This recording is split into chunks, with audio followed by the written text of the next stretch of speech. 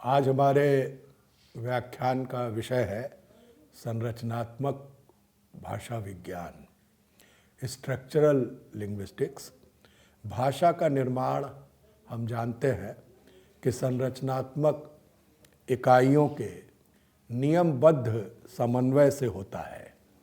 नियमबद्धता भाषा की विशेषता है।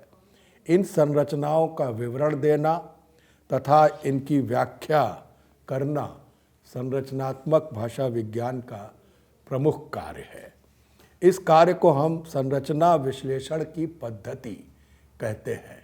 हमें यह पद्धति संरचनात्मक भाषा विज्ञान प्रदान करता है और इसीलिए संरचनात्मक भाषा विज्ञान के माध्यम से भाषा विवरण देने की एक बहुत ही परंपरागत पद्धति भी मानी जाती है। बहुत पहले फर्नांडिन दे सस्यूर, आपकी इकाई में सस्यूर पर विचार किया गया है, वे इस बात पर बल देते थे कि किसी भाषिक इकाई की संरचना उस इकाई के भीतर पाए जाने वाले संबंधों की व्यवस्था है।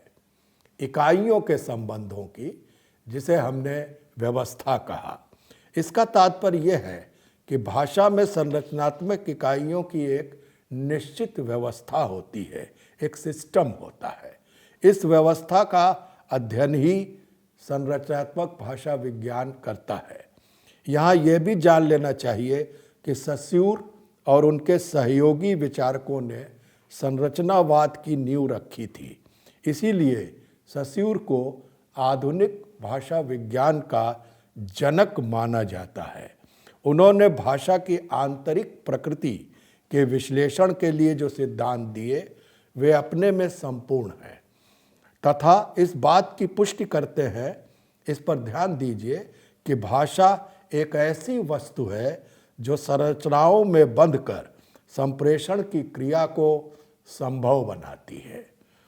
संरचनात्मक भाषा विज्ञान में विश्लेषण की प्रक्रिया आधारभूत भी है और बहुत महत्वपूर्ण भी।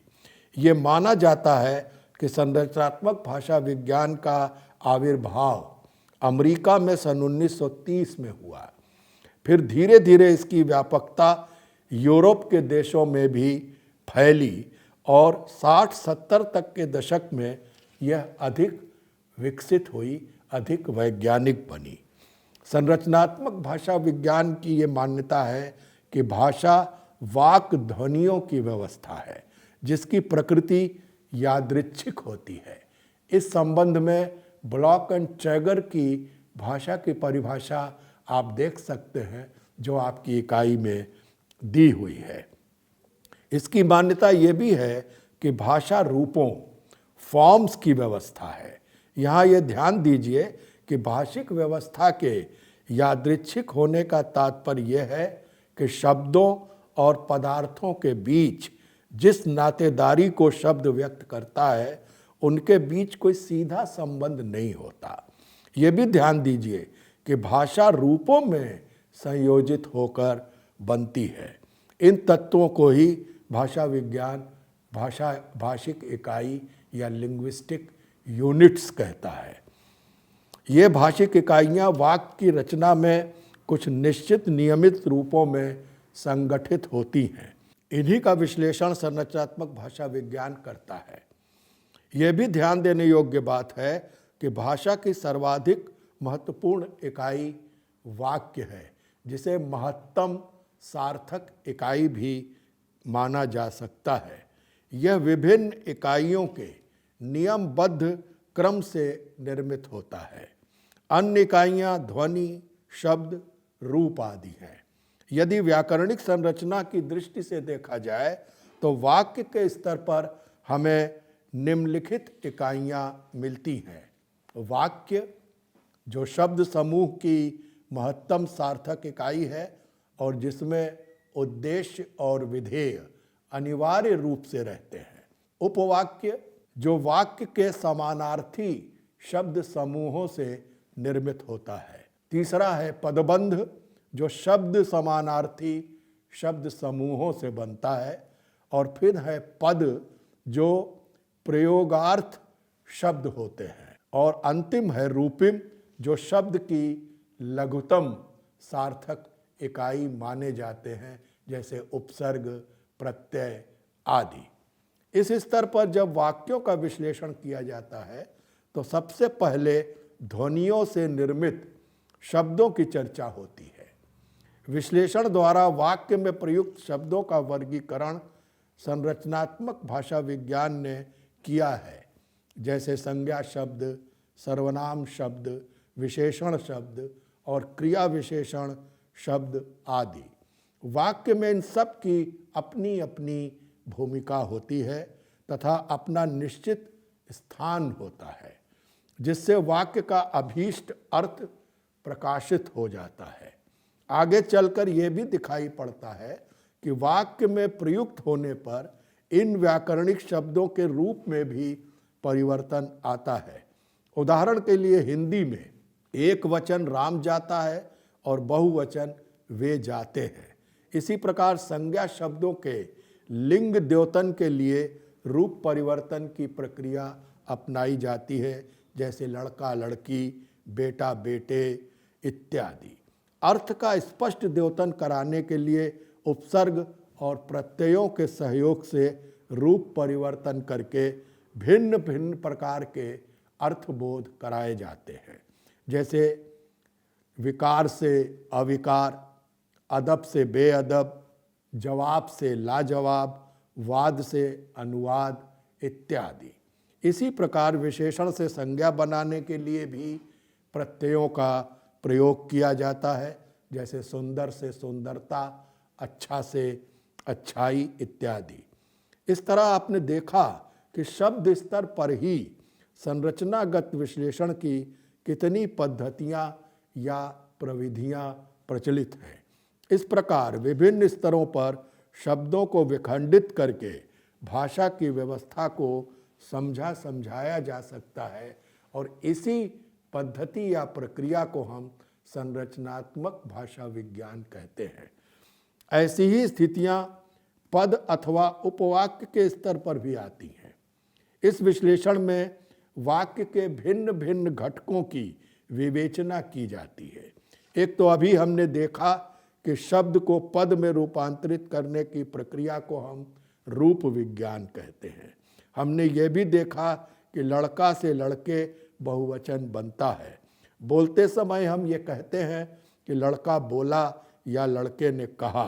सामान्य धरातल पर ये दोनों वाक्य एक से प्रतीत होते हैं, लेकिन संरचनात्मक भाषा विज्ञान इनका विवेचन करता है कि बोला के साथ ने का प्रयोग क्यों नहीं किया जाता या कहा के साथ ने का प्रयोग क्यों किया जाता है।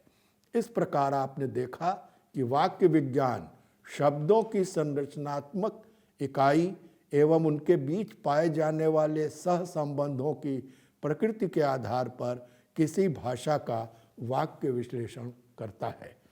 संरचनात्मक भाषा विज्ञान आज 3 स्तरों पर विश्लेषण की प्रणाली अपनाता है। इस पर आपको विशेष ध्यान देना चाहिए। वाक्य के स्तर पर, जैसा कि हमने देखा, अर्थ के स्तर पर तथा संकेत के स्तर पर।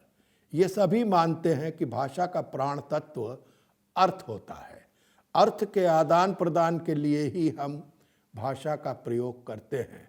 इसीलिए निरर्थक शब्दों या वाक्यों को भाषा की कोटि में नहीं रखा जाता। वाक्य में अर्थ का विश्लेषण अर्थ विज्ञान या सेमेंटिक्स करता है। इस विश्लेषण को 3 भागों में संरचनात्मक भाषा विज्ञान ने बांट दिया है। ऐसा स्पष्टता के लिए किया गया है। अब हम एक एक करके अर्थ के इन तीनों स्तरों पर विचार करेंगे। पहला है संकेतार्थ, जिसे विचारात्मक अर्थ भी कहते हैं, जैसे कमल, किताब आदि, जिनको सुनते ही उस वस्तु का संकेतार्थ हमें प्राप्त हो जाता है। दूसरा है संरचनात्मक अर्थ, इसे व्याकरणिक अर्थ भी कहा गया है। जैसे हिंदी में जलज, जल से उत्पन्न, अथवा पंकज, पंक से उत्पन्न। वाक्य के स्तर पर भी संरचनात्मक भाषा विज्ञान ने संरचनार्थ का विश्लेषण किया है। यहाँ एक उदाहरण देख लेना चाहिए कि हिंदी में कर्तृवाच्य तथा कर्मवाच्य में भेद है। लड़के ने रोटी नहीं खाई और लड़के से रोटी नहीं खाई गई, ये संरचनात्मक अर्थ देने वाले वाक्य हैं। यदि इनका विश्लेषण किया जाए तो इसमें पहले वाक्य में एक सामान्य क्रिया बताई गई है और दूसरे में कर्ता की असमर्थता व्यक्त है कि लड़के से रोटी नहीं खाई गई।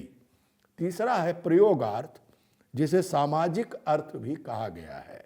इस संदर्भ में हिंदी के सौभाग्यवान और सौभाग्यवती दो शब्दों का विश्लेषण हम कर सकते हैं। सौभाग्यवान उस व्यक्ति के लिए कहा जा सकता है जो पुरुष है और जो भाग्य की दृष्टि से प्रबल है या समर्थ है, जबकि सौभाग्यवती किसी स्त्री के लिए कहा जाता है, वो स्त्री जिसका पति जीवित हो और जिसे वैधव्य न सहना पड़ा हो। इसके बाद सह प्रयोगार्थ आता है जो शब्द के स्तर पर अधिक होता है और यहाँ शब्दों को अलग अलग अर्थ मिल जाता है। ये दो शब्द जब मिलते हैं तो एक तीसरे अर्थ का द्योतन कराने लगते हैं। जैसे हिंदी में दशानन और पीताम्बर शब्द है। दशानन जिसको यदि संधि विच्छेद करें तो बनेगा दश हैं आनन जिसके, अर्थात रावण।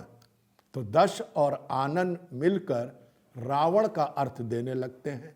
इसी तरह पीताम्बर, पीला है अंबर या वस्त्र जिसका, ये विष्णु का अर्थ देने लगता है।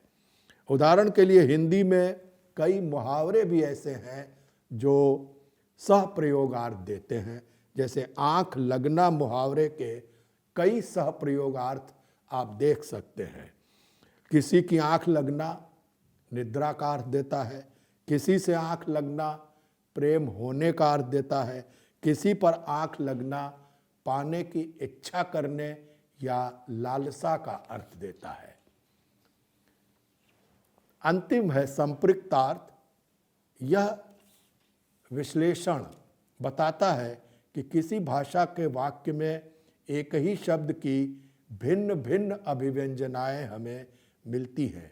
उदाहरण के लिए ये मोहन का घर है तथा सारा घर नाटक देखने गया है। यहाँ संपृक्तार्थ के स्तर पर दोनों वाक्यों में घर शब्द का जो लक्ष्यार्थ है उसे विश्लेषित किया जा सकता है, पकड़ा जा सकता है। आप जानते ही हैं कि संरचनात्मक भाषा विज्ञान ने अर्थ के स्तर पर भाषा विश्लेषण के लिए शब्द कोटियाँ भी निर्धारित की हैं, जैसे पर्यायवाची शब्द, अनेकार्थी शब्द, विलोमार्थी शब्द इत्यादि। आज संरचनात्मक भाषा विज्ञान में अर्थ को भाषा अध्ययन के केंद्र में रखा गया है। सिमेंटिक वैल्यू आज संरचनात्मक भाषा विज्ञान का एक विशिष्ट अध्ययन या विश्लेषण क्षेत्र बन चुका है। इस प्रकार आपने देखा कि भाषा का संरचनात्मक वर्णन या विवरण देना संरचनात्मक भाषा विज्ञान का मुख्य कार्य है। अभी हमने जितनी चर्चाएं की उससे ये स्पष्ट हो जाता है कि आज संरचनात्मक भाषा विज्ञान 3 आयामों पर काम करता है। नंबर 1, भाषा विषयक संरचनात्मक इकाइयों का वह विवरण देता है। नंबर 2, संरचनात्मक इकाइयों की संघटना का विवेचन करता है तथा नंबर 3, अर्थ के स्तर पर शब्द, पद और वाक्य का विश्लेषण करता है। इन तीनों विश्लेषण बिंदुओं को आप अवश्य ध्यान में रखें। अब हम संरचनात्मक भाषा विज्ञान के एक अन्य संदर्भ पर चर्चा करेंगे जिसका संबंध रूपांतरण परक प्रजनक व्याकरण ट्रांसफॉर्मेशनल जनरेटिव ग्रामर के अनुयायियों द्वारा हमारे समक्ष आया है। इसके प्रस्तोता भाषा वैज्ञानिक ब्लूमफील्ड अमेरिका को माना जाता है। इस पर आपकी इकाई में चर्चा की गई है। संक्षेप में यहाँ कहें तो ब्लूमफील्ड की यह मान्यता है कि भाषा की कोई भी रचना, इस पर ध्यान दें, भाषा की कोई भी रचना व्याकरणिक तथा शाब्दिक इकाइयों के विश्लेषण द्वारा खोली जा सकती है तथा भाषा की हर रचना का विश्लेषण किया जा सकता है। लेकिन ब्लूमफील्ड उक्ति के अर्थ को भाषा विश्लेषण में स्थान देने के पक्ष में नहीं है। ब्लूमफील्ड का यह विचार 20वीं शताब्दी के चौथे और 5वें दशक में आया। उनके कुछ अनुयायी भी सामने आए, जैसे हैरिस, ग्लीसन आदि। आगे चलकर यह देखा गया कि भाषा विज्ञान को रूपांतरण परक भाषा वैज्ञानिकों ने वर्गकीय टैक्सोनॉमिक भाषा विज्ञान के रूप में विशेषीकृत कर दिया, जो भाषिक व्यवस्था को खंडों द्वारा पहचानी गई इकाइयों के वर्गीकरण में अधिक दिलचस्पी लेता है, क्योंकि संरचनात्मक भाषा विज्ञान ने ध्वनि विज्ञान और रूप विज्ञान की अपेक्षा वाक्य विज्ञान की ओर कम ध्यान दिया था। लेकिन आगे चलकर वाक्य ही भाषा की केंद्रीय इकाई माना गया। इस प्रकार हम देखते हैं कि कुछ ही दशकों में संरचनात्मक भाषा विज्ञान की दिशा किस प्रकार बदली है। व्यावहारिक संदर्भों में आज इसके भी ऊपर की एक इकाई प्रोक्ति, डिस्कोर्स को माना जाता है, जो विभिन्न वाक्यों के संयोजन से बनती है। जिस प्रकार शब्द के द्वारा समन्वित होकर वाक्य बनते हैं, उसी प्रकार वाक्यों द्वारा समन्वित होकर प्रोक्ति का निर्माण होता है। इस प्रकार हम देखें तो ब्लूमफील्ड के व्याकरण में सुधार करते हुए दो अन्य भाषा वैज्ञानिकों ने व्याकरण की रूपरेखा आगे चलकर प्रस्तुत की। इनमें पाइक का नाम प्रमुख है। पाइक ने प्रकार्यात्मक शब्दों के आधार पर वाक्य विश्लेषण की पद्धति हमें दी है, जिसे हम कर्ता संज्ञा पदबंध प्लस कर्म संज्ञा पदबंध प्लस विधेय क्रिया पदबंध के रूप में देखते हैं। इस प्रकार इन स्थानों अर्थात कर्ता, कर्म, विधेय के रूप में आने वाले पदों या भाषिक इकाई के योग को हम टेगमीम कह सकते हैं। यहाँ यह ध्यान दीजिए कि स्थान, वर्ग, प्रकार और संगति इस संरचना के मूल आधार हैं। इन चारों को समन्वित करते हुए पाइक ने भाषा विश्लेषण के 3 स्तर निर्धारित किए: स्वनिम विज्ञान, व्याकरण तथा प्रोक्ति। अब हम थोड़ी सी चर्चा सिस्टमिक व्याकरण पर भी करेंगे, जो इसके पाइक के आगे का चरण है। ये भाषा विज्ञान की यूरोपीय शाखा से निकला विचार है, अर्थात सिस्टमिक ग्रामर, जिसके प्रवर्तक M.A.K. हैलीडे माने जाते हैं। ये एक महत्वपूर्ण संरचनात्मक विश्लेषण का सिद्धांत है, क्योंकि यहाँ भाषा के विश्लेषण में संदर्भ तथा अर्थ संदर्भ और प्रकार्य को महत्व दिया गया है।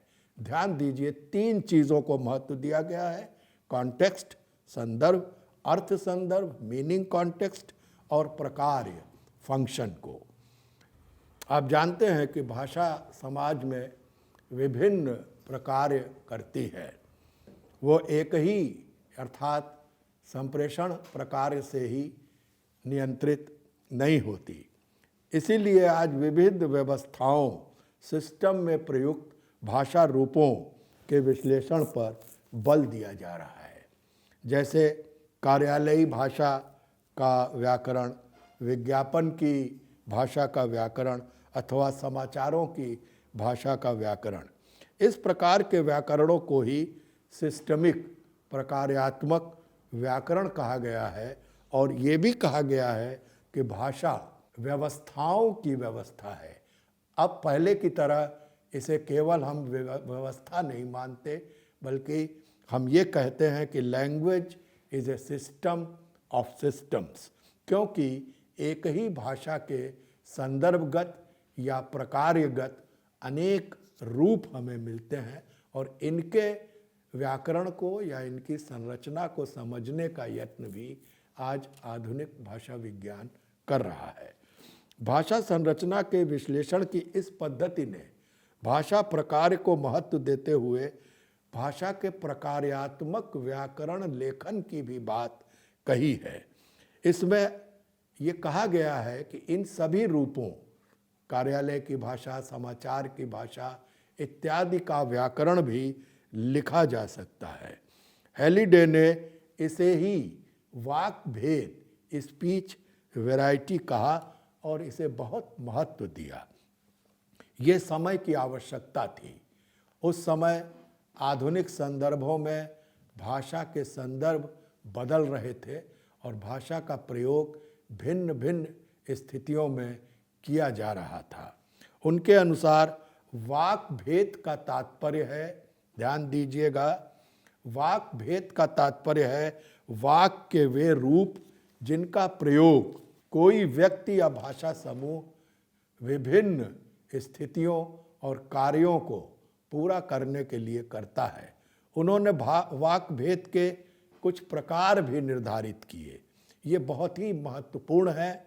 सामाजिक वाक भेद, क्षेत्रीय वाक भेद तथा प्रयोजन मूलक वाक भेद। अभी हमने प्रयोजन मूलक वाक भेद की चर्चा आपसे की। कार्यालय की भाषा, समाचार की भाषा, विज्ञापन की भाषा, इसी प्रकार सामाजिक वाक भेद जिसके अंतर्गत हम उन भेदों को रखते हैं जिनका प्रयोग हम समाज में करते हैं, बड़े से अपने से छोटे व्यक्ति के साथ, भिन्न भिन्न परिस्थितियों में हम सामाजिक शैली का प्रयोग करते हैं और ये सब इनकी संरचना भी भिन्न होती है। इसी तरह क्षेत्र भी वाक भेद उत्पन्न करते हैं।